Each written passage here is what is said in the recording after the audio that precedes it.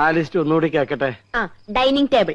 പൂപ്പരുത്തി മതി, 2000 ഓ നിൽക്കും. പൂപ്പരുത്തി അവിടെ ഈട്ടി തന്നെ വേണം. 25,000.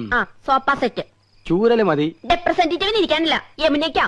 കുഷൻ തന്നെ വേണം, കുതിച്ചു പോകണം. അതിന് കുതിരപ്പുറത്ത് കയറിയ പോലെ. തമാശകള കൂട്ട്. 25,000. ബ്രിഡ്ജ്. പാലോ അതും വേണോ? അവർക്ക് നടന്നു വന്നാ പോരെ? അതല്ലെന്ന്, തണുപ്പിക്കുന്ന ഒരു സാധനം ഇല്ലേ? Fridge 9,000. T V. Black and white പോരെ? ഓരോ കളർ തന്നെ വേണം. 10-20 അടി നീളവും വേണം. 10-20 അടി നീളോ? ഇഞ്ചായിരിക്കും. ഇഞ്ചെങ്കിൽ ഇഞ്ച്. ഒയറില്ലാത്ത ഫോൺ അതൊരെണ്ണം മതി.